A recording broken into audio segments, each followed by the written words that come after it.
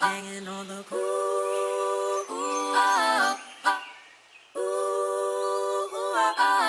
hanging on the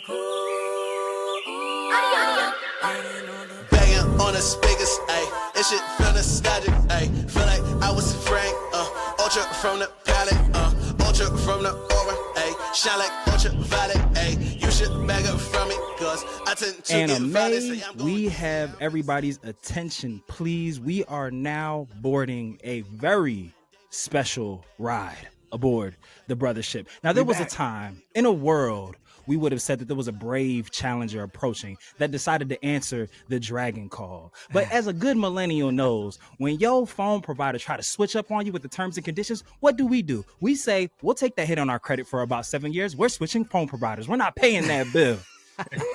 So we're not making dragon calls no more. From now on, the Brothership is going to BP PhoneHome. But we still have another brave challenger that has decided to answer the dragon call. But before we introduce our very special guest, you know who we be. The co-captains of the cool kids, a.k.a. Genkai's favorite guys. And let us never forget the deadliest backcourt in the podcasting industry, preaching the good word on all things nerd. 'Tis I, the frozen one, Mr. Matthew Porter, aka a tall glass of gin, woo, and juice. Here with my bro pilot, my pod tonic life partner, the scholar from planet Sadala himself, Mr. Troto Trav. Beam them up, Travie. Man, you know who it is. It's the kid Troto Trav, and I always say this with saying bride because so Lord Beerus knows I've never been a cheater. That's why I stay with one woman like Vegeta. You love her. And look, we're not gonna have too many takes on this episode, but we will always take flight.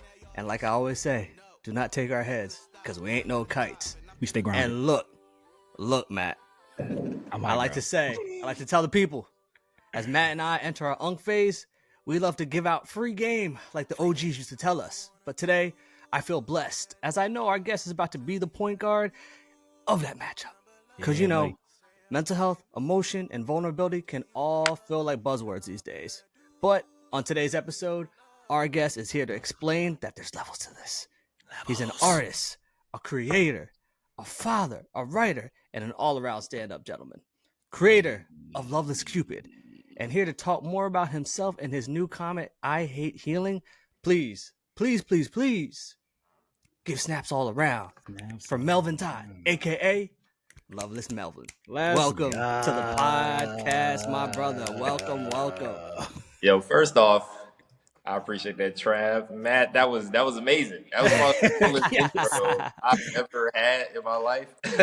We're trying to show love. That's what we go for every time, brother. The one day when somebody hits us back, like, that was all right. That's when we give up podcasting, bro. We got to go back to the lab. Big facts. But Melvin, before we cut you loose, because like Trav said, there are so many topics that we kind of connected on just when we were doing our pre-call that I'm super excited about, and I want to set the stage because you do something, or my perception of you in the very limited times that we've had conversations is like I feel like you get it. I feel like you're walking in your purpose, and as somebody who feels like they found their purpose later in life, like it's a beautiful thing. Like I see the passion in which you feel about these topics, and I'm so excited that we get to pick your brain about these topics because especially amongst Black men, like mental health ain't no joke. Like I know the suicide rate's crazy, and we'll get into all the things, but we always say the easiest place to start here is the beginning. So before we kind of get into the deep stuff, what brought you into the love of creating? You're also a tattoo artist with the comics and everything, so we know that there's a nerd origin story in there somewhere. So we always love the nerd origin story. Where'd you start? How'd you get into this worldwide nerd world that we all love so much?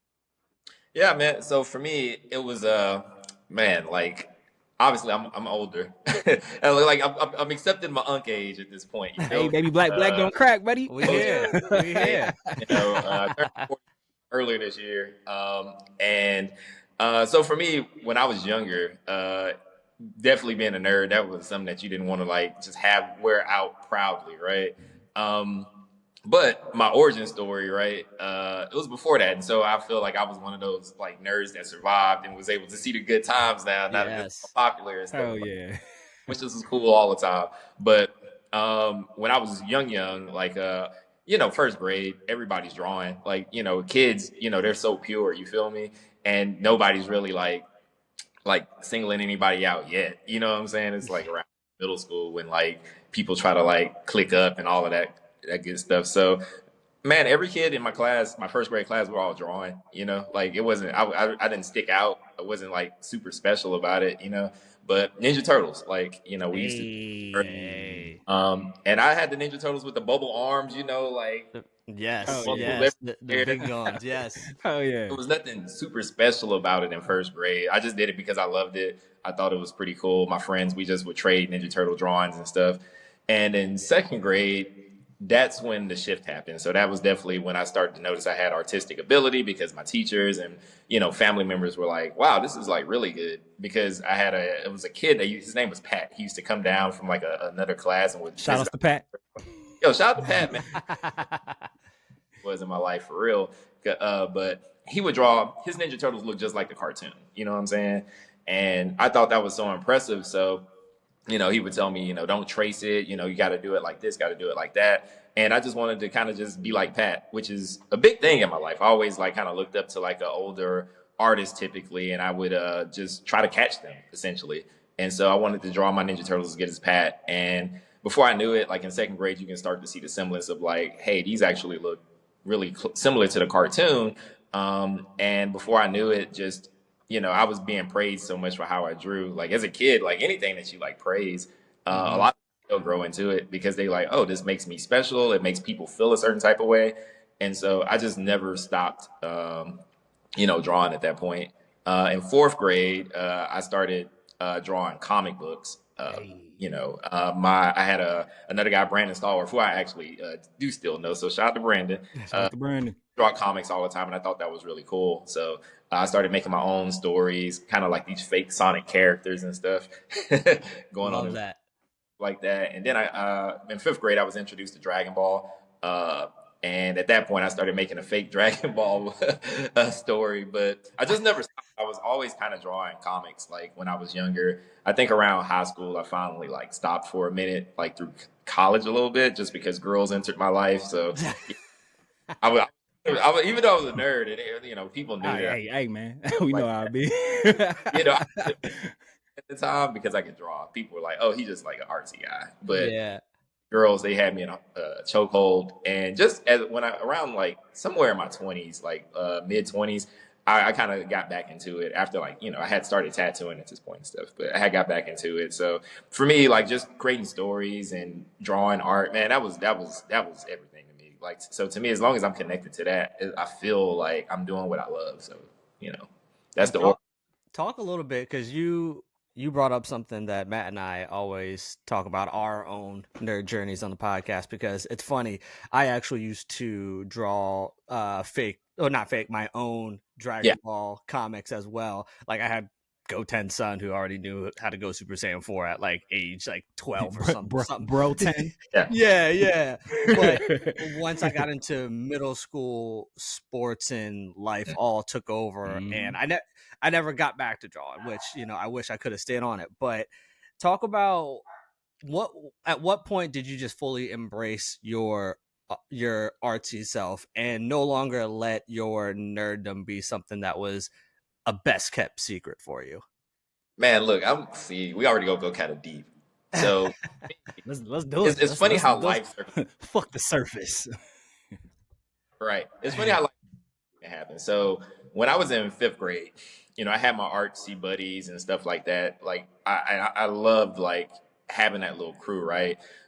We all were going to go to this like kind of prestigious middle school. Like they told me that that's where they were going to go. It was like a prep school. And so you had to get accepted into it and, have a certain grades or whatever, right? And so I did it thinking my buddies did it and they didn't. Oh, shit. Like, just local middle schools and stuff. And so now I'm at this school. I went to like a black just elementary school, and this middle school I went to, it's called Phillips Prep. Shout out to Phillips Prep. Because it was, more just different ethnicities and all of that, and so I was around kids that I had never been around and stuff like that. And for me, I was going through a lot of life changes anyway because, and I like since we're gonna be talking about healing and stuff, like I'm gonna go ahead and sprinkle some of this in of like Oh, for me, yeah. Foreshadowing. why did I like continue to draw?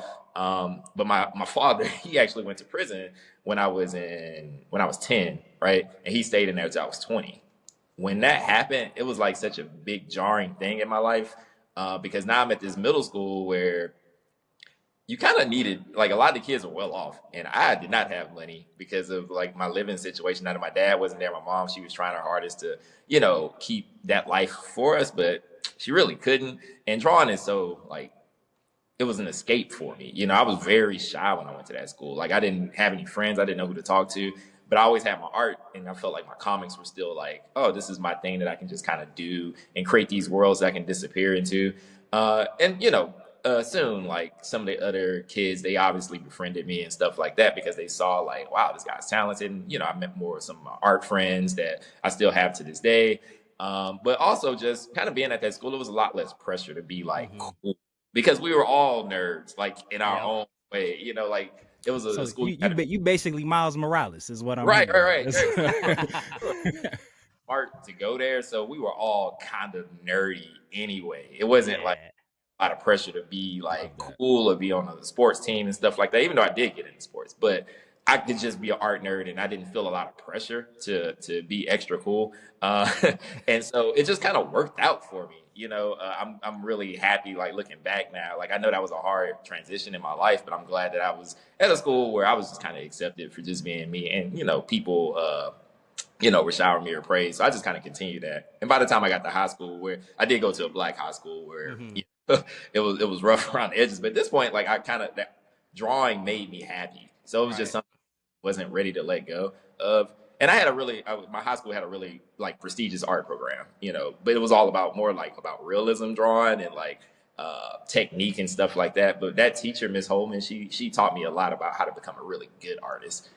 She wouldn't even let me draw my comics in class, guys. Like, now that I think about it, because she saw like the potential of how good I could be. But even looking back at that, it made my comic drawing even stronger because it gave me a better foundation of why I draw the way that I draw. Okay. Things of that nature. So I feel like just life circumstances, I was lucky enough to like never veer too far away because I consider myself an art nerd, I want to anime, I want to draw, I want to break down frames of like comics and shit. So for me, I just felt like that was I got lucky, like, and I'm grateful for that because I can't imagine life where I just put it to the side. I don't even know what I'd be doing, What was the name of the high school in the art program? Is it still existing? Like, is it still, producing people like Melvin these days? So it's called Loveless. I mean, look, Loveless. I'm saying Loveless so much. He bought the school. You are the program now. How the story ends is he bought the school. High school in Mobile, Alabama. I don't know if the art program is still what it used to be because when Miss Holman, she retired, she was the one that was like she was just pushing out art prodigy after art prodigy. Love that. I remember people hated seeing us show up to the high school competitions because we just won first, second, and third place. They said, we were motherfuckers don't miss. Yeah, we were like because again we were drawing a lot of realism, and so for me one of my favorite things to draw is like women and stuff. And so the girls and rap, we would draw a lot of rappers and stuff. It was like just a lot of we would just battle, man. Like it was really like, and we were really harsh with our critiques, but we were all friends, Yeah.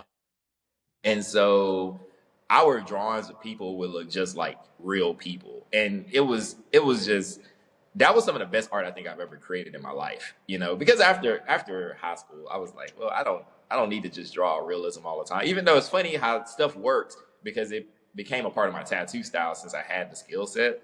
I could do portraits and things like that, but it wasn't a specific program, but my high school, we were like some art powerhouses. So I hope that if anybody's listening to this from the floor, because I know I still got people from Mobile that listen to me. I hope if you are going to that school, man, keep the legacy alive for me. Like what we used to hold up. And was everything that you did like in high school like that, like just a natural transition of wanting to become a tattoo artist, or was there something else that like geared you that direction? It's funny because man, like I've been a tattoo artist for over 20 years, right? Let's go. Humble stunt. Yeah, when people tell me, like, when you say origin story, it's funny that I always go back to my childhood, obviously, Sure. and talk about like my love of like where art came from for me. Uh, like I'm a tattoo artist, but I feel like I'm an artist first. You know Oh what I'm yeah. saying?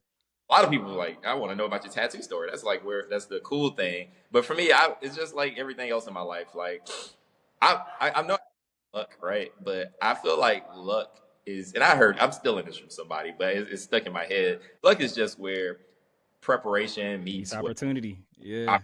That's it. Yeah. And so my Mhm. tattoo career, I used to look at it as luck, but now is exactly what that definition is because my roommate, I went to Auburn University, by the way. Oh, Um, War Eagle. War Eagle, right? Look, they brainwash it into you, right? So, As got Look, a my those no, man do. he got eagle wings on his sweater right now. Yeah, Look you at him. see Right, him? right? right. But yeah, my roommate, he was on the baseball team at the time, and so he Hey. with refund. They got refunds before like the regular students did, and so I went and got a tattoo right before school ever started in our freshman year. And I had never been inside a tattoo shop. I always knew I wanted one. I thought tattoos were cool, but I knew with my financial situation, I never had money to actually like be serious enough to do that. So I went with him. And while he was getting his tattoo, the shop, it was called Voodoo Needle. Um, they were looking for an apprentice, and so Hey. I knew I could draw, so I just sat down and like, my homeboy, his name was Brian. He told me if I get the job, he'll take me to work, and because I didn't have a car either, and so sat down. They was just telling me all this stuff to draw. The guy who owned the shop, Nathan Voodoo, uh, he had me draw some stuff, and I just kept knocking it out the park. Anything because of my comic background and just being able to draw, I could draw things out of my head real easy. And so they called me later that night, and I was hired, and I became a tattoo apprentice like right before classes started. So yeah, He my said apprentice, showed up, interviewed, got the job. yeah, like, Basically. that was cool because I was working at doing work study at the library. That was supposed to be my real job, but I did like my apprenticeship lasted like around a year, and then they hired me full time to be a tattoo artist at that point. And yo, before I even say it, shout out to Brandon Andrews. That's my dog. Uh, he was the one that eventually ended up taking me to work every day because I was going to quit being an apprentice. I'm always giving him flowers for that Love because that. my apprenticeship was tattoo apprenticeships back in the day used to be really tough. You know what I'm saying? Like it was kind of like hazing without being beat. I was say, But glad you made it You're out of there, right. brother. they work pretty hard. You know what I'm saying? They make you earn it. Yeah, And it for was sure. one day. Yeah, it was one day. I was letting my ego get in the way, and Nathan, he embarrassed me in front of some girls that because I was trying to act like I was already. That'll humble you real quick. Yeah. You know what I'm saying? But I was like, I had told the piercer, John Gold, look, I'm just name dropping everywhere. I'm gonna make them watch this because I'll be like, I dropped your name. Hell yeah. Oh, he, That's what we want. yeah, I was telling him, I was like, bro, it's been cool with me, but I don't think I'm gonna do this no more. Like, that was just, I don't like people messing with my manhood and stuff like that. And he was just like, bro, like, you got what it take to be one of the best tattoo artists. Like, don't quit. Like, Mhm. he's an asshole. And me and Nathan real cool now, so it's just how he treat apprentices. But he was like, "Don't quit." So I'm It's like so another glad day, another story. because tattooing, I love tattooing. It's such a cool job. So I gotta pick your brain as somebody who didn't really have an inclination of being a tattoo artist till like you showed up, you interviewed, you got the job, you apprenticized, if that's a word. Right? It's a I word like it. today. My man. So what was that moment, that first needle to like human being skin? Because it's like I can imagine, like, even for somebody who has original dreams of being a tattoo artist, that first time that you're putting a needle to somebody, like, I can't fuck this up. Like, can't Yeah. erase this. Like, what was Yeah. that moment like for you as somebody who wasn't even like thinking to be a tattoo artist prior to like when you Right. got tossed into the fire? Good question. Man, so it's like with art, right? Like anything that I like try to do artistically, I just try to do my best because I want to be great, just a great artist, right? And so with tattooing, I knew that I could, create art for people, and I just was like, I wanted to be the very best that it could be. So I have really high expectations of myself. And tattooing has a gigantic learning curve. I bet.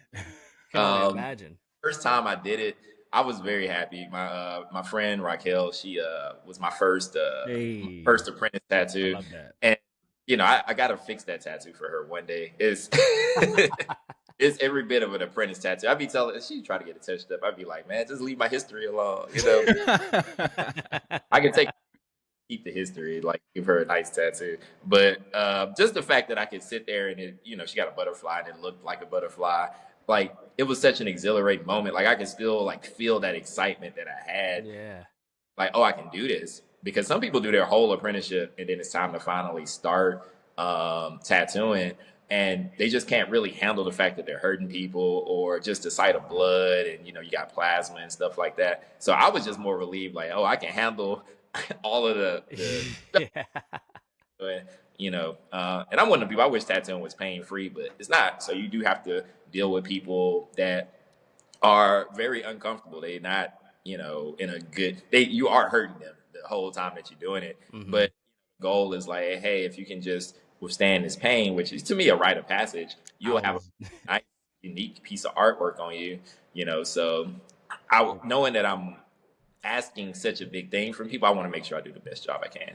Yeah. I was actually going to ask you just with that is like somebody who like, again, it comes very much across that you genuinely care about people and, like wanting this experience to be, like a spiritual, like a fun experience. So what are your thoughts on numbing cream? Are you pro or anti?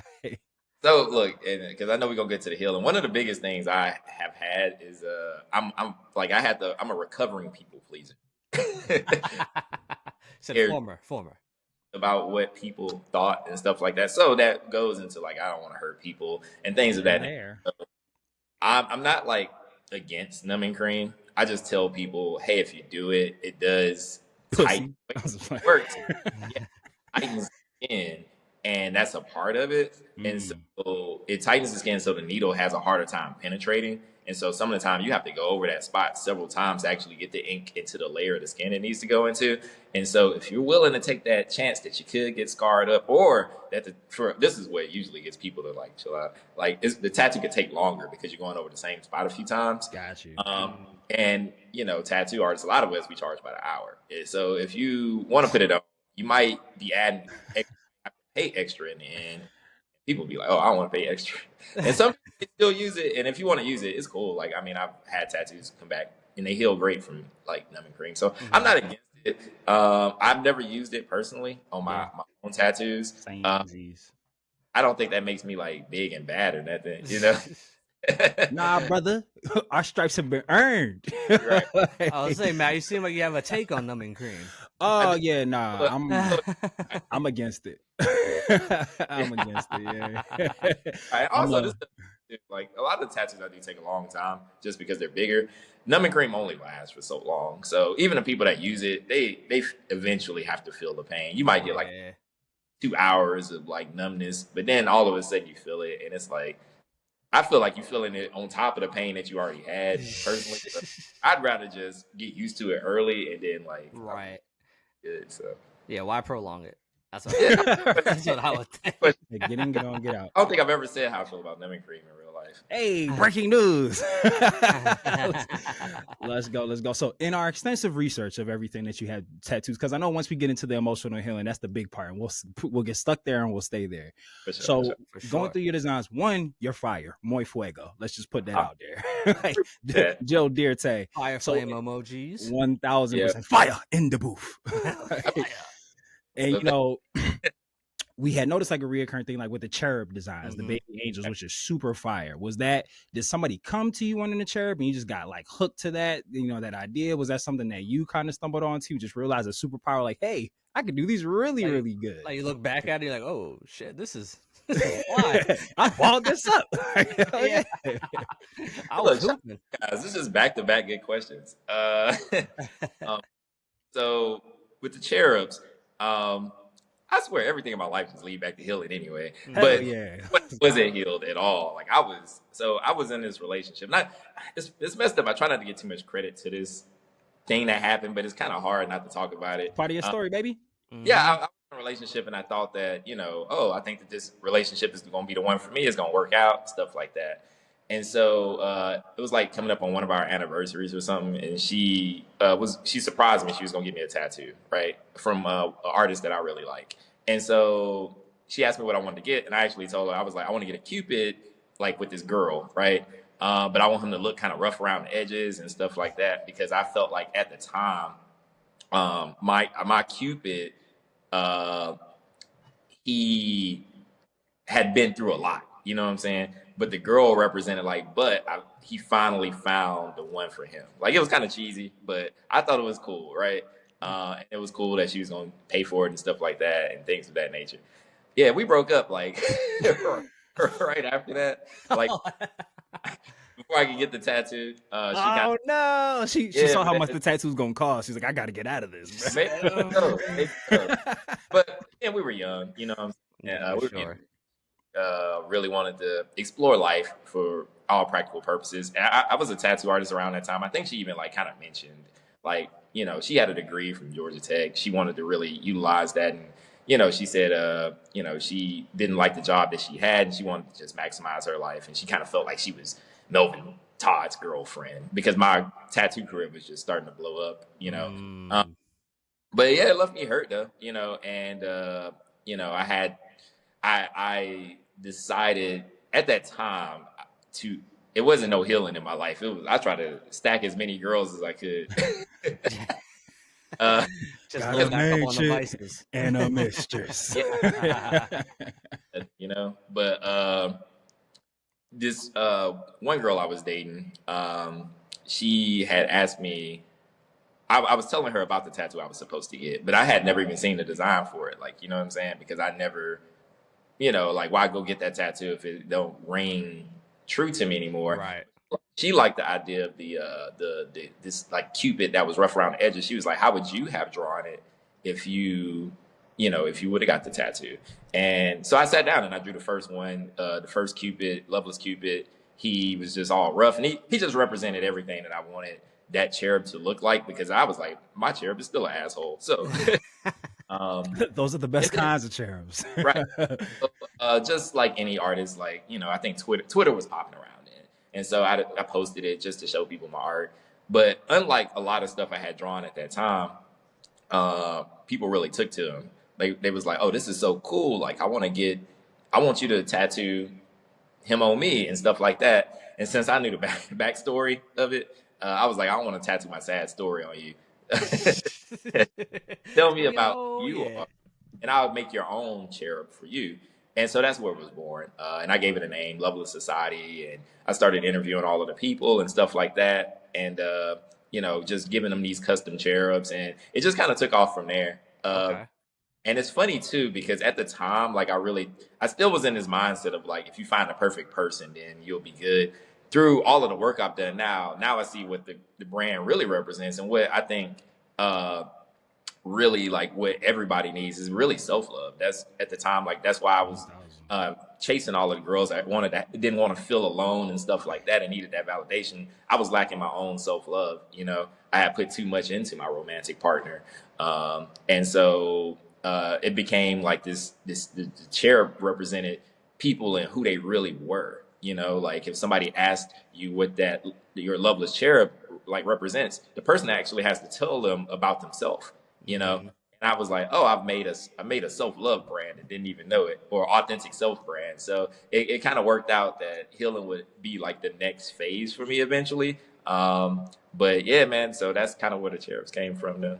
That's perfect. And you said something that is so profound, like that I feel like I try to hold on to like in my day-to-day life. Like we put positive connotations on everything that has like the word self in front of it. Self-worth, self-love, Right. self-esteem. But we look at selfish as like a negative term. And Mhm. as a reformed people pleaser myself, like I realized and had to rewire my brain that I can't take care of anybody else if I ain't taking care of myself.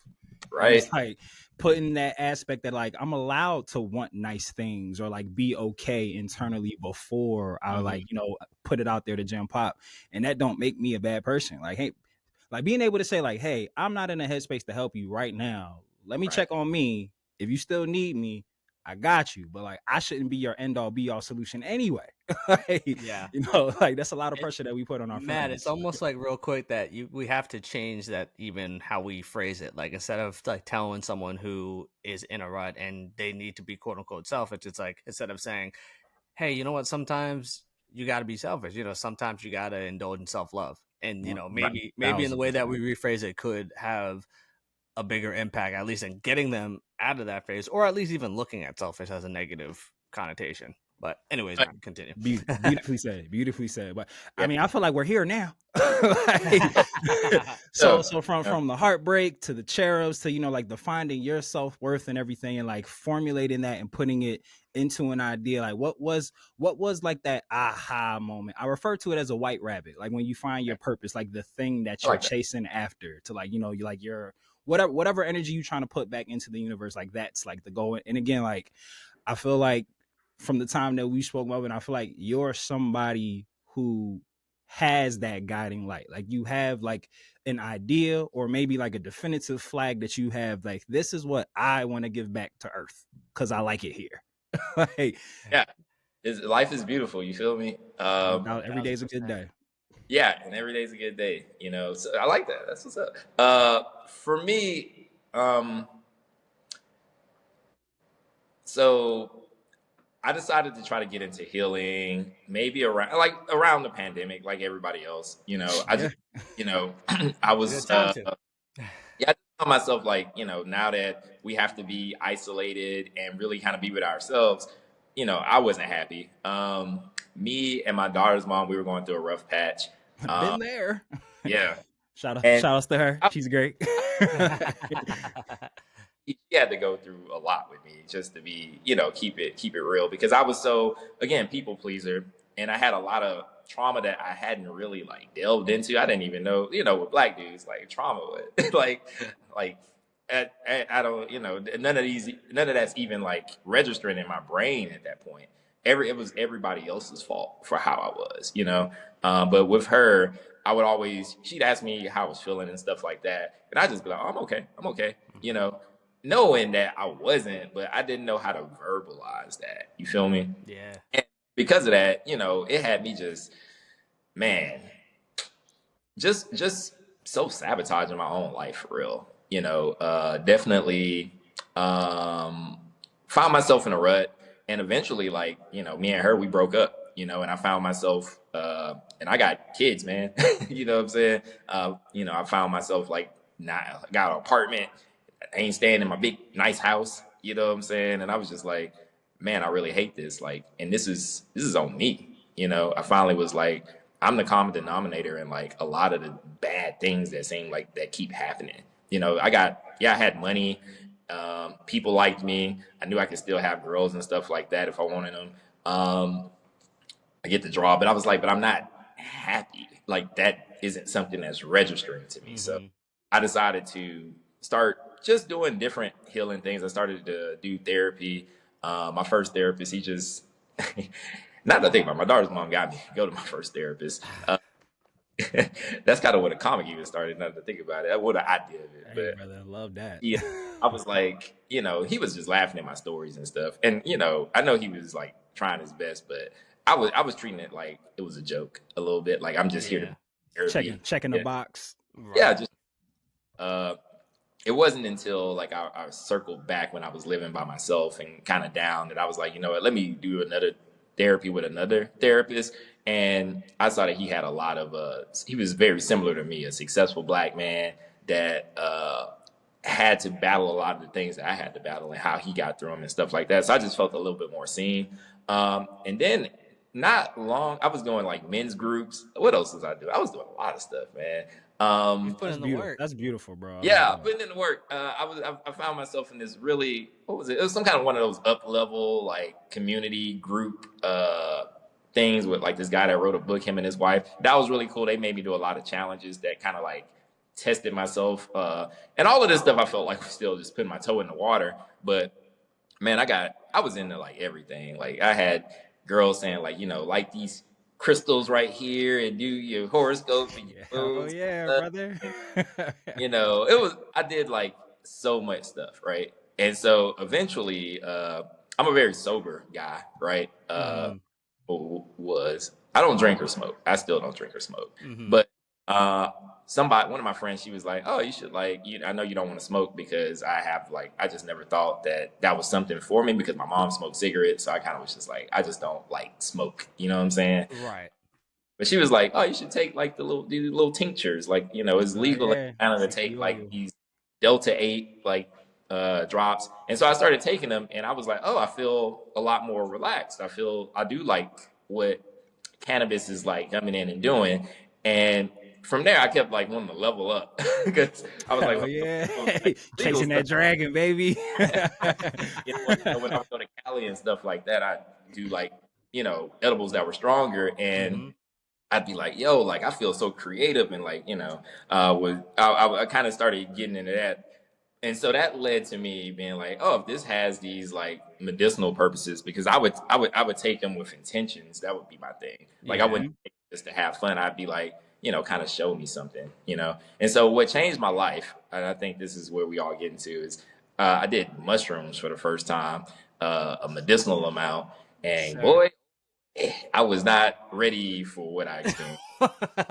A lot of new gear, I'm about to say, Yeah. we got to hear this. What was that experience Was it like? a good wasn't playing for this trip or a bad I wasn't playing for this trip? It was amazing. Right? Let's go. Yeah, amazing. So I have this theory too, and this is anybody that I would never push anybody to you use these plants if you feel like you're being called to. Oh yeah, and don't start with mushrooms if you don't know how it's gonna go. Yeah. Build your way That's a good up message to put out there. Yeah, build your way up to that, bro. When I went, I was really ready to take to hear what the mushrooms had to say. Right? I love shrooms. I came to it like again, giving an intention. The intention was just like I feel like something's missing. Something's missing in my life, and that's why I'm not happy. Could you just show me? And even when I started the mushrooms, like I thought it was I was just trying to beat the mushrooms. I don't know. Like I had taken edibles at this point. I'm like, I just want to get through it, and I'm still like cool or whatever. So like I was kind of saying though, like I feel like there are no bad trips. And I know that was like I have probably a million people disagreeing with me right now, but what I feel like when people have a bad trip, they're having a healing trip that they weren't ready. They didn't sign up for. Because I like that. Yeah, I go into my mushroom trips knowing that I'm gonna see. I ask for the darkness. I ask for the hard stuff. I'm putting the mushroom to work. I'm not here to have fun. I'm here to come out of this a better. You're person. like, yo, show me what you got. Yeah, show me what you got. Yeah. Burglary. If you know that, then you're a lot more prepared to weather that storm. Because what people don't know that have those bad trips and then they like just trying to get out of it. It's the mushrooms are trying to show you something. Yeah, and you gotta lean into the trip. You'll actually learn something about yourself. You can be happier. You'll be lighter. It's trying to help you deal with something. And a lot of people are just afraid to deal with that thing, especially if they get confronted with scary stuff and trips. And I get it because it can get scary because hallucinate. It's really what it sounds like. You tapped into another like dimension that's this dimension, but it's like, whoa, wait, what's going on? It's like the upside down a little bit. No, that's facts, yo. First off, watching that. Yeah, my craziest mushroom trip, for some crazy reason, really obscure Nick Cage movies started intertwining with real life memories of mine. Wow. And I couldn't like ascertain, like, did I really try to steal the Declaration of Independence? It was You're trying to pinpoint how it was so weird. Like I remember just like telling somebody a story and then like it turned into the plot of a Nick Cage movie. And I was like, wait, I don't think I did that. Wow. We might have to dive into that. Yo, and it was like, I really was like, wait, did this happen? Like, it was crazy. Man, now any movie I watch with Nick Cage and I'm gonna text you like, so did this happen in your life? It was great, yo. And it was just like I legit like like I didn't feel like I was laughing, but like anytime I would open my mouth, laughter would come out. It was like the wildest sensation ever. Like I had zero control over it, but it was awesome, man.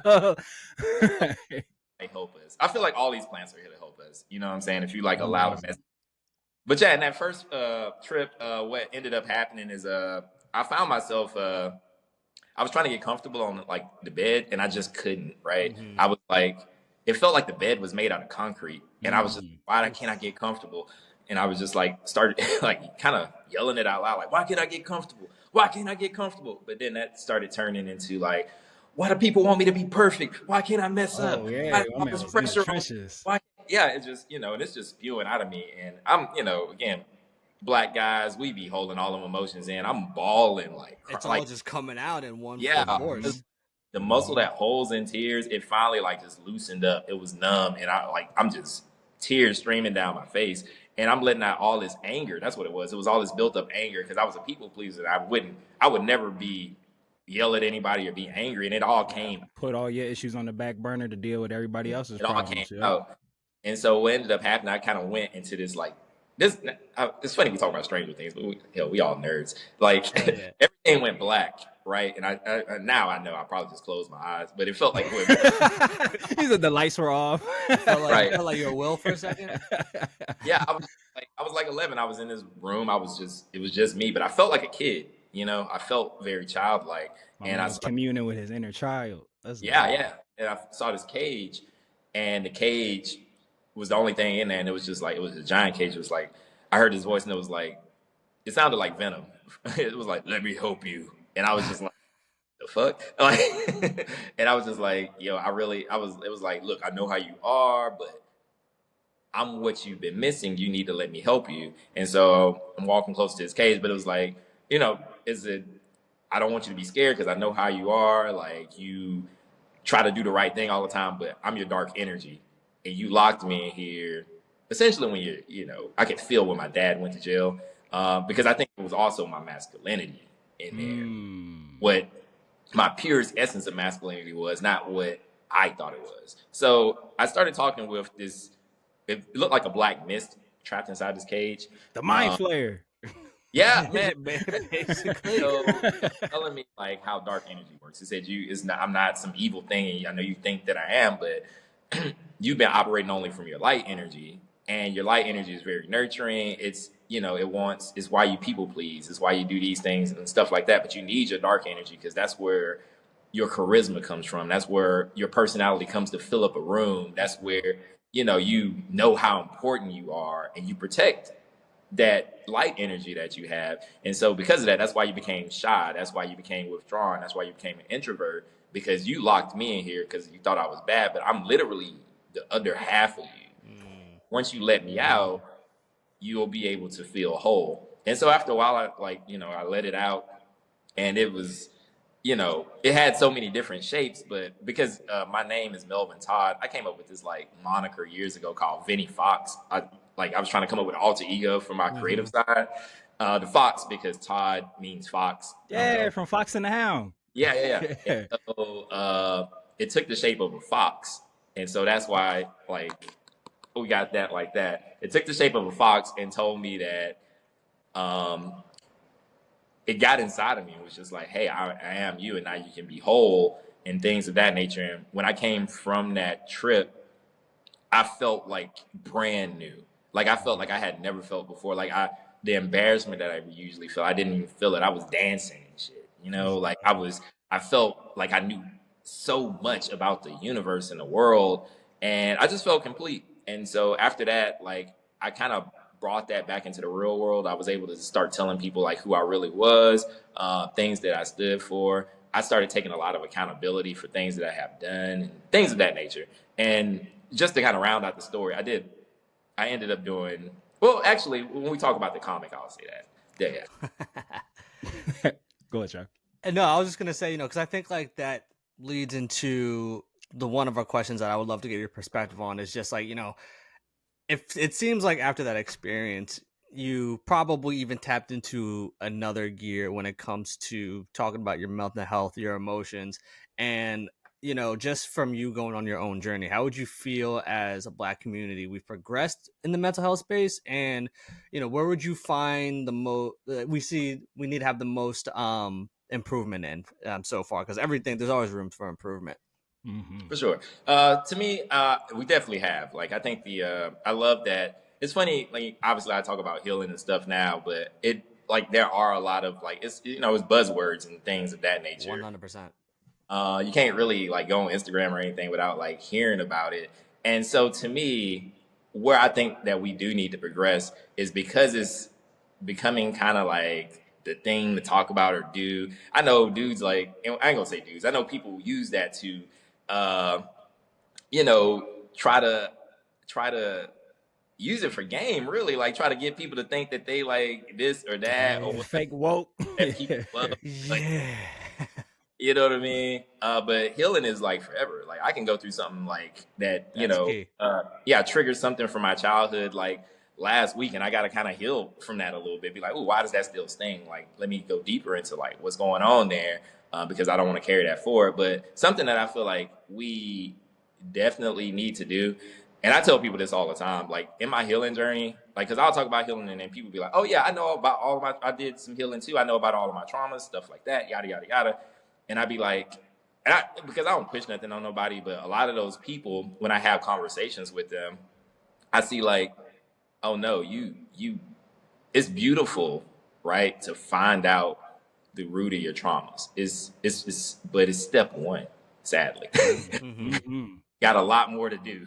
You know what I'm saying? Like just because I understand that this is why I treat people this way or do certain things, just knowing the root of it, that ain't enough. Now you have to actually take accountability for how you've responded to that trauma, and you have to work through it to actually do your best to be like, does this align with me how I am or not? And if it doesn't, and you want something different, you got to actually do the work to make that happen. And a lot of people they fear the work that comes with it. Like you might have to isolate a little bit. You might have to like if you somebody that's like, oh, I don't want to be alone. And I know I don't want to be alone because my mom left me when I was this age, and and then my friends left me, and so I just, no, that's beautiful. I'm glad that you know that. But now, how do you get to the point where being alone doesn't feel like being alone? It feels like I'm myself and I'm good with myself. And because of that, I don't need validation from people to feel my worth, and people are scared to do that work because it's hard, and so that's the biggest thing I urge is that if you're going to take healing seriously, you are going to have to face some hard stuff, the dark stuff, the things that you don't like about yourself. You're going to have some really hard conversations. Like if a loved one did that stuff to you, man, you might have to talk to them to release that, and the conversation might be really scary. You know what I'm saying? It's a lot of things that I've leveled up so much just by doing the hard thing. Like that's why I call the comic I Hate Healing. It's not easy. You know what I mean? Like obviously like people, because I was even shocked that the domains and stuff were available for me, but it's because we attach such That's the universe, baby. That's the universe. But it's like real healing is hard. It's tough. It could leave you in a fetal position crying at night, as a grown man, because you just had to really tackle some stuff you weren't ready for. But little by little, you can make that happen. And you don't have to do like mushrooms and stuff like I did. That's obviously a really intense way to do it, but you do have to do something. You have to, even if it's just journaling and putting down your real thoughts, and talking to certain people that might can help you, or, really spending time with yourself, or, like that's my biggest push for people. If you're going to like do healing, it's not going to be easy. Like real healing ain't easy. Like I don't know nobody not one person that's like, oh yeah, this shit was a breeze. Yeah, that shit was a knock that out the park. Yeah. I'm about to say it's called trauma for a reason. It's in the title. Because everybody doesn't need healing. Like let's say that. Like if you had like great parents, came up in a great like life, or blah blah blah, or if you did have a hard life, but you're in a place in your life where it's like, nah, I'm genuinely like happy, I'm good with myself. Then guess what? You kind of you might have told yourself, like that's what trauma like is. Like, yeah, the physical act, but it's what you take from it. Yeah. You know what I mean? Yeah. And that what you take from it, sadly, a lot of this stuff happens to us when we're kids, and we trying to figure out the why. And you come up with the wrong answer because you're a kid. You know what I'm saying? Some people, they came up with the right answer, like, oh, I know this is wrong, I would never do this. But some kids are like, I'm not good enough. You know what I'm saying? And since you took the wrong answer, that's hardwired in your brain. The healing is reprogramming that part of your brain to be like, you are good enough. That was just something that happened to you, but you don't have to live your life in the shadow of that anymore. You get you deserve to be happy. You deserve to like have another chance. And so that's what I would push people to do. Like if you're not happy, and by happy, I like because I try not to equate emotion. If you're not at peace, we supposed to when we chilling and you by yourself, you're supposed to have a sense of peace. Yeah. If you don't have that sense, Yes. you got something that you need to confront. That's it. And mind you, sometimes like just the stress of life, it could be weighing on you. So I ain't talking about that. Like something that you can just go outside and take a quick walk or meditate or whatever. Like that's why I'm saying you always have things. You had a bad day at work. Like you don't need Yeah. a therapy session for that one. But big emotion you have, when you go back to center, it's unease. That means it's something that you need to work on there. And probably something related to trauma that's been compounding throughout the years. So do the work. If you feel called to it, don't like it's hard stuff. So when you feel called to it and you just like enough's enough. Nah, that was Wow. man, goosebumps, chills, if you will. But I wanna finish this out with us, just talking about the comic and getting into all that, and plugging it, shameless plugs, promotion, buy his book. We gonna do all that. Listen, but let's do it all. I do wanna ask one thing just with like what you just beautifully said, because I am in total lockstep with everything that you just said. And coming from somebody who used to be a people pleaser, myself, yourself. You have in your IG bio, like I help you find your true self, which, I read that as it's like you're like a shepherd, more or less for people who might be scared to take that healing step. Like you were saying, the people is just like who, when their default is uneasy, but they're like, I don't know if I want to really like peek behind that curtain and have those things like look back at me. What was the shift in your head that made you confident enough to say like, hey, I can get back into the business of helping people without reverting back to being a people pleaser? Yeah. I like that.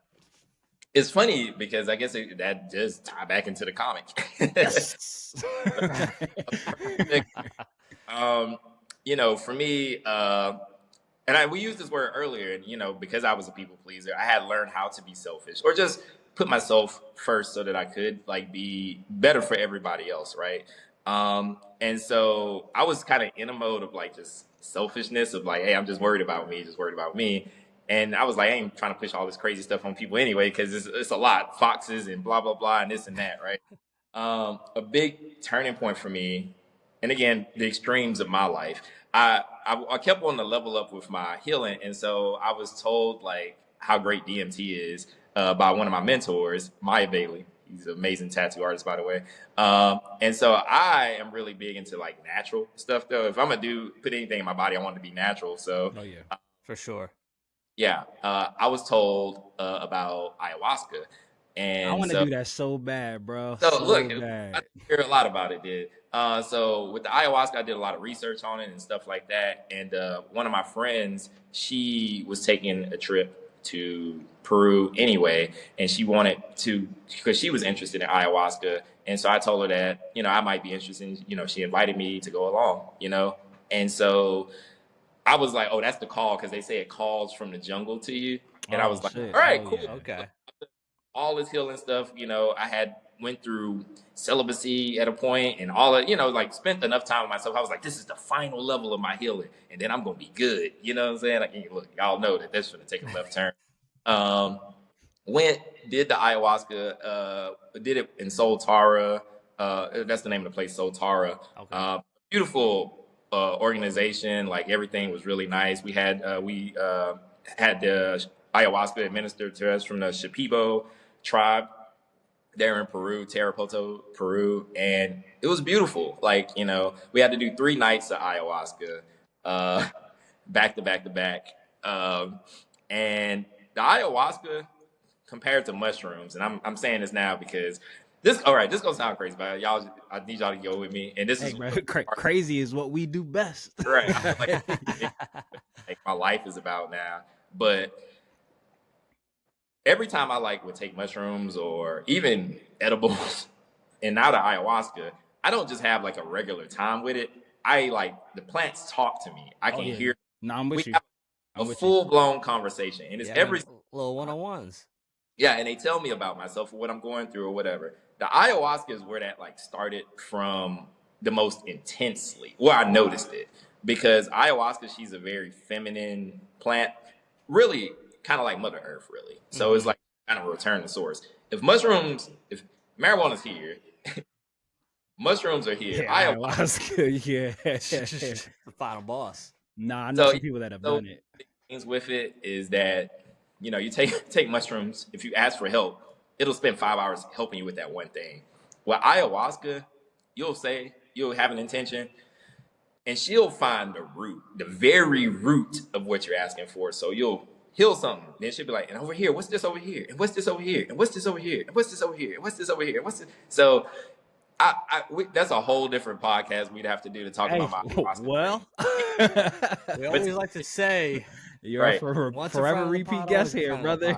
Yeah. I would love to talk about it, but just for the sake of the comic book, at one point she was talking about my future and was kind of telling me about different timelines and stuff like that. And I felt like I just learned so much, right?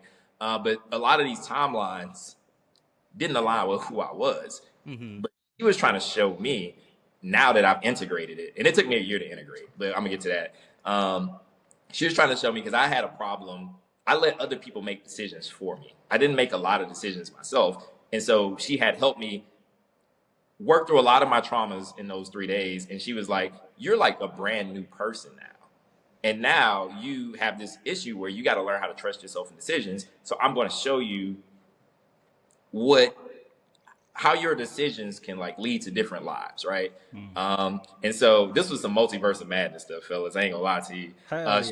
Like all these ways that my life could go. And the one thing that I kept seeing, like I was having kids. One of them, like I had found like the perfect wife, and then she ended up passing away. And then the ayahuasca never stuck with anything. It kept going to and then this happens. And I'm like, wait, chill. What's going on? I want to see that one.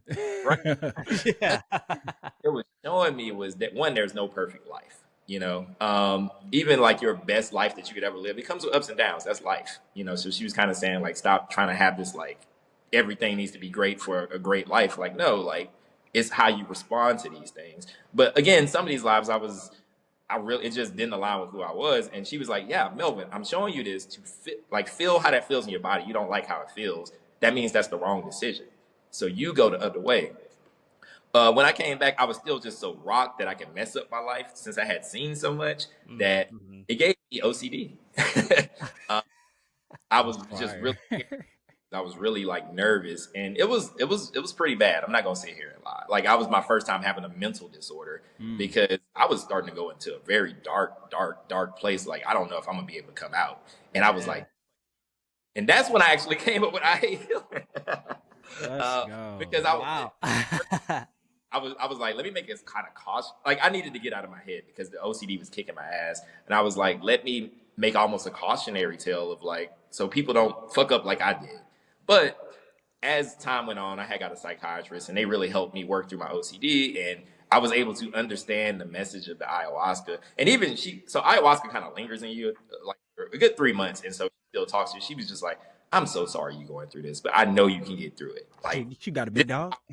Block is that you have to get past this because I showed you those images. You feel like that's just what your life's going to be because you still don't believe in yourself enough to pick the right life. Just pick the right life. You don't even have to like go through this.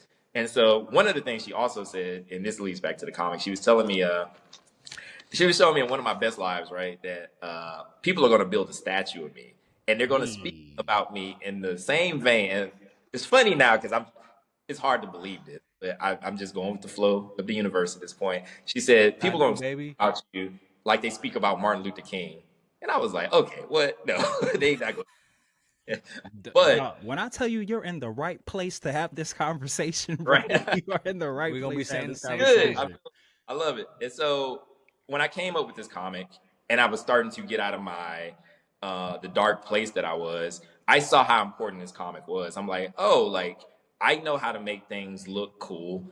I know how to make an entertaining story, but I'm going to talk about all of these things that I did now because maybe as I was getting to a better place with like after my ayahuasca trip, I was like, some people need this. Some people need to face the darkest parts of themselves to be happy. Because now I'm a lot lighter. I'm a lot happier as a person. I got a lot more peace. And not saying like my life is perfect by any means of the word, but I'm so much better internally than I was that I'm like, I want people to feel this. And I have been blessed with this gift to be able to make entertaining stories. Like I have a passion for it. I know how to make people laugh. You know, I'm better writing jokes than I am in saying it. Y'all boys, y'all funny. But there are things that make people laugh. You know, I'm good at art, obviously. And I was like, I'm somebody, because you were saying it like I'm a shepherd. It's true. One of the plants, one time I took an edible and it told me, it was like, you are, what did it tell me? It said, you are a healing plug. You're like the healing plug. You know what I'm saying? It's like, because people will take in my art and it's such a non-aggressive way to talk for a person. Like they read it and they like, oh, this is funny. Yada, yada. But then before you know it, you get to really deep parts. Like even in this comic right here, like he's confronting his like inner child and like, you know, trauma find, right? That him and his parents are in. Like he thought his dad was a villain. He was like, you know, and the therapist is like, if your dad's a villain, is your mom the victim? And are you a hero? And as you know, I know with like Hitler, I got this Saitama reference there. It's kind of cool. He was like, okay. Yeah, okay. But, yeah, that's great. But I'm putting really serious things into in an entertaining way. And as the comic progresses, I'm going to talk about, you know, all of these things I did to heal. Because for me, and I'd say like as a black man, what I thought about it, right? For some people, they might be like, hey, I want to do some of this stuff. Or, hey, I want to have this talk with this person. Or, hey, I want to do this hard thing. And so to me, I'm like, oh, this is my purpose. Like, again, to help people face themselves, because that's how you live authentically. So much stuff has happened to us throughout life. And if you aren't at peace, that means there's just stuff you need to face. And if I'm going to use my talent and my passions to push that to people. And I have one life mission now, and it's literally this. And this is the first time I'm saying I just came up with this not too long ago. Exclusive. Right. I just want to inspire as many people as I can through my art to return to themselves. You know what I'm saying? Like, so with that, it's a purpose that there is no cap for me. Like that could be, I can inspire 10 people. I can inspire 1,000 people. I can inspire millions of people. I just want the most amount of people that I can help with my art and the story that I'm trying to tell actually do the work on themselves if they feel inclined to. And so that's been the beauty of I Hate Healing, because I hate what all you got to go through. And I hate even anybody that starts a healing journey and gets to those tough parts. I hate what you have to go through, but I'm so glad that I started healing. Brother, you are walking in your purpose. You are doing the universe's work. If it means anything to you, we're proud of you, brother. Like we will continue to champion you as much as we possibly can. Shout outs to D, because she said Pink Sidebot. For those who little peek behind the curtain, we can bleep that out if she don't want people to know her name. That's fine. But she has said from the rip, she was just like, oh, you guys gotta speak the most. She's like, I feel like you guys would connect. She was like, I see so many similarities from you guys, bro. And it's just like, just hearing you talk makes me feel like so just like filled with joy and just like, you know, motivation. Because I say all the time, I feel like the universe does try to channel and speak through people just to, you know, put back good energy and love into the world. And I call those people unicorns. And I feel like unicorns often gravitate towards each other. Cause like, and this may sound crazy. So when I had went to Denver for a Chris Brown concert, shout out to Breezy. I had went to the International House of Cannabis, and it had like this crazy light show. And there was this real profound message where it said that the people who are crazy enough to say out loud that they want to save the world are usually the people who are crazy enough to do it. And wow. And bro, like just talking to you and hearing like how strong you are in your convictions and like knowing what your gift is and that you can use your art to like help people, you know, wrap their head around like mental health and healing. Cause like you said, it's a very disarming, it's teaching without even know you're teaching. And Exactly. amongst the Black community, that's a big thing. Like, so, Totally.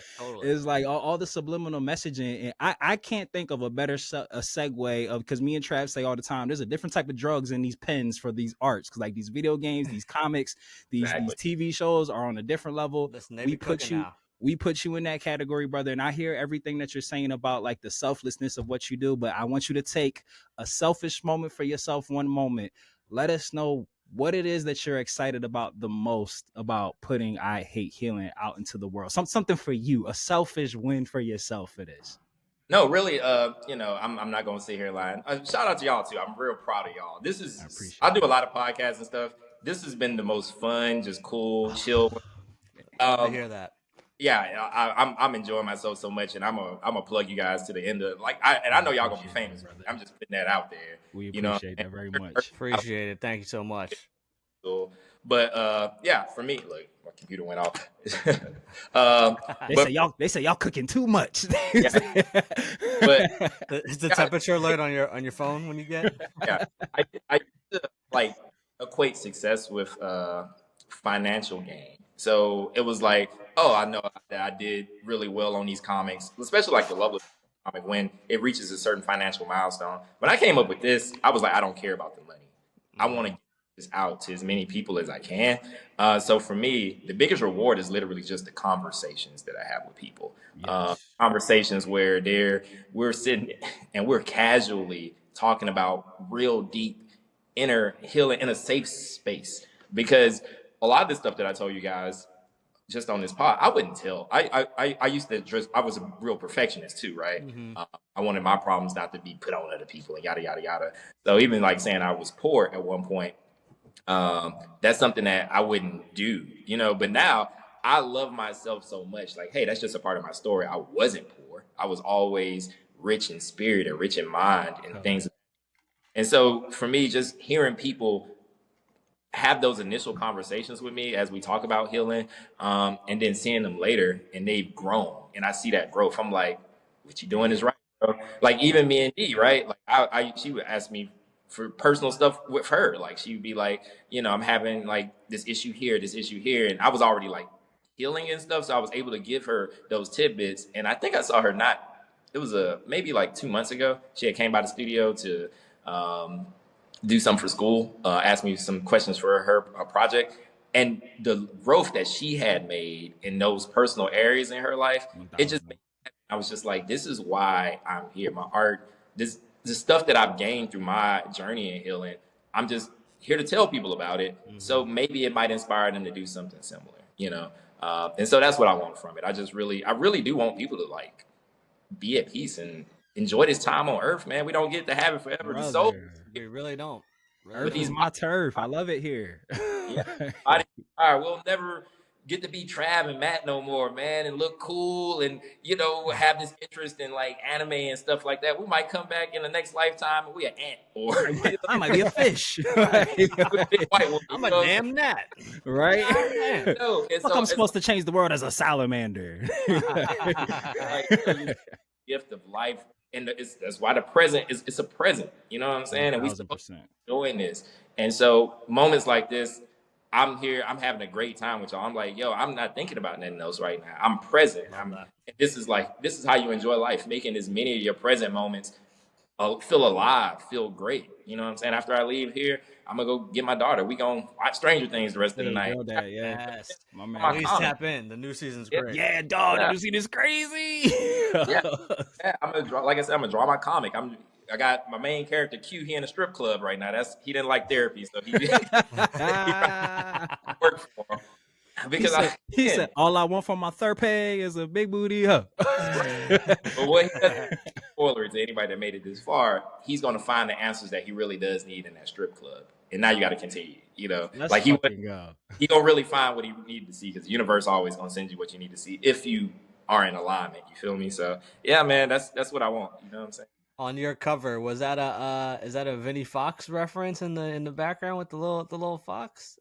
So it's not Vinnie Fox. Okay. Fox is so integral to my story. Yeah. That shit is so fire, yo. Thank you. He's going to the story here too, because I got connection to him. So yeah, I'm pulling a lot of it's loosely based off my life. Yeah, for But sure. what is funny is the main character's name is Q, and now I have a son. He's 11 years old. I mean, not 11. He's 11 months old. His middle name is Quentin. They bought like so. And his name is Quentin. That's why his name is Quentin. So now it's a greater Legacy, thing of baby. like I need to finish this so I can have this like manual for my son in case he ever finds himself in a hard space. You'll have this to come back to, you know. Yes, Love 100%. Absolutely Love all that. Well, Melvin, we could talk to you I know, literally all day, and Yeah. I'm kind of definitely determined to bring you back for this drug trip episodes. We Look, I 1000%. Nah, me and bro, man, we are dog, we brother. We like Trav said. We say all the time. Once you come on here, once you're a forever repeat guest. I can Forever. say it, Ever and I'm and saying ever. it on these airways to hold myself accountable. You will be back many times, my friend. I can feel it. I can and feel it. know that I'm always down. You know what I'm saying? My Hell man. But yeah. I always give Trav the last words for some wisdom for the people if he has any. But I do want to ask one question and use your expertise for like any upcoming artists Listen, or Matt, we've been tattooers. given a lot of words of We wisdom. have you from, right. You right. You right. Sir Melvin himself. The I the don't think cup one might of be us running is over. You gonna right. All right. be topping anything he's dropped So, today. so let's end it. Let's end it with this. I want to ask a question for advice for that young artist, like whether it be like comics, whether it be tattooing. Mhm. As somebody who you double dosely put your babies out there into the world, like tattoos are forever, comics are forever. Me and Trav know very well from doing this podcast and two others before is just like, and now being like a visual podcast. Smash that subscribe button, YouTubers. It's like we're putting ourselves out there for public scrutiny and consumption. What is a trick that you've learned as a tattoo artist and as a published writer, humble stunt, that you are okay to put your babies out there into the world? Like, how do you get past that fear of like, oh, are they gonna like it? What if they hate it? What if they hate me? How do you find that peace in putting so much of your heart and soul out there into the world and just saying, hey, it's gonna be what it's gonna be. It's gonna help somebody. You guys got the good questions. So I'm not gonna sit here and lie. Like anytime I put something out, I'm always like, oh man, are people gonna like it? Yada yada yada. Mhm. But what makes me always push that publish button or put it out there, no matter what, is I ask myself this one question: do you like it?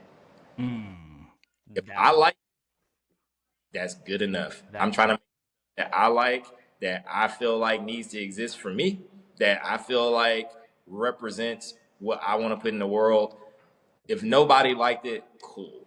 It was meant for me. But that's the trick because we know that people do like it. People that gravitate to it, they end up liking it and sharing it. And you get to see like, hey, I feel like I was authentic to myself. And now I feel like an authentic connection to these people because when I was thinking about money with some of the older comics that I would do and stuff like that, or even like tattooing, when you cater too much to what other people want, you're not really being yourself.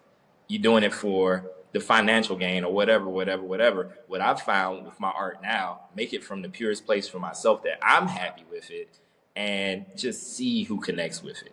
Like I don't care about the negative comments. I'm trying to be there for the people that did connect with it. And I'm actually, and for my artists, all my creatives, you are doing the world a disservice by not putting this stuff out. Yes. Because if you touch one person, and that meant so much to that person, you don't know how that can change their life. And that, like when I say their life, you can change their whole bloodline. You know what I'm saying? In a positive by this thing that you created of this word, these words, like we've said many words that y'all hit me with a lot of stuff today. You know what I'm saying? Like that people needed to hear to just put them on a different trajectory. So, being a creator, that's something that God put on us. You know what I'm saying? Like God being a creator, he gave us this ability to create. We can think thoughts that can become real. Like it was one day you guys said, let's do this podcast and connect, black nerds together. You know what I'm saying? Like that was a thought. That's legit how that conversation went. Right. For real. Y'all connecting with me, y'all connecting with all these other great people. Like we have to like embrace that and love that and really take into consideration how amazing that is. And so every day I create, and I know one is for me, but I'm putting it out there because I don't know who needs to see this. I don't know who needs to like hear from this or whatever. But I'm gonna keep putting it out there, and I'm just gonna let it grow, and that's it. Like, it's no expectations on it. Like, just the creating it and putting it out there, to me, that's the joy. You know what I'm saying? That's the gift. There's no better way to end this podcast than that. Well, Melvin, before we close this bad boy out, please tell everybody how they can support you, how they can support the comic, how they can find you, blast everything. What they say on Hot Ones, this camera, that camera, this camera. Let people know what you got going on. So the main hub, if you go to lovelesssociety.com, you can buy everything. I got tattoos. You can book appointments on there for the tattoos. You can also see how some of the tattoos look. They all link back to my social medias. And you can buy I Hate Healing. You can buy Loveless Cupid. You can buy all the comics that I make. I am going to be doing a lot of comic book tours next year. So I'll be posting that on lovelesssociety.com as well. And you can follow Loveless Society on Instagram at the Loveless Society. And you can follow me at Loveless Melvin. Or you can read I Hate Healing for free. It's free on IG right now. At I Hate Healing, literally that's why I dropped the strips first, and as I print them out, they'll be on the website and stuff like that. But I'm gonna be all over the nation next few years. My next event. Let's get it. During Anime Weekend Atlanta this December. And I'm gonna clearly be pushing the comic. I'm really excited to travel to all these places and have these conversations in person and meet as many people as I can and just talk about healing while promoting some good art. Dog, if you ever make it to Philly, manifesting you make it to Philly, we're linking. Like, 1,000%. We got not optional, brother. I'm up there. I think one of the conventions that I applied to is I know that it's close to Philly. So I was about to say, if you get close, we'll do our part. For sure. 1,000%. But brother, my dog, this goodbye could turn into 10 more minutes, brother, because I'm in awe of you again, brother. This has been great. What you're doing is changing the world, dog. Like I said, again, you're please do not stop. Like you're doing the right thing. Like I feel it in my spirit that like you're doing what you're supposed to be doing, dog. And it's just like, it's a beautiful thing. It's a beautiful thing just for like humanity. It's a beautiful thing for the Black culture. Like me and Trav say all the time, like you said, while we started this podcast, we wanted to be the visual representation of, like just a dope Black shit. Bigger, better, and blacker, baby. Right. You're a living, breathing, and successful example of it. Dog, man. Yeah, you're legit. What you're doing is why we do this. Because like you said, like, even if it's one person that is just like, dang, you know what? I would have loved to have started something like this, but I never knew where to start. This comic may help me do that. This podcast helped me do that. That person might be the next leader of the free world. Like you literally, you legit don't know. So please keep doing what you're doing. Don't stop. We'll be your accountability buddies. You could be ours. Like, we'll hold each other accountable just to save the fucking world. Because Earth is dope. Mother Earth, eventually she'll get sick of our shit. So we got to get our shit together before she kicks us the fuck up off of her. Exactly. But we will put all of Melvin's stuff in the description below. Please support this man. Support this man. Support this man. Support this man. Stamp that. And just like the North, always remember, whether you watch it or you read it, we all still need it. So open up your nerd eye, point it to the sky, and we will see you next time aboard the brothership. See you soon, Space Cow people. Dodon Ray. What we doing with our poultry tab? Take care of your chickens and harvest your farm. Later, nerds. Peace.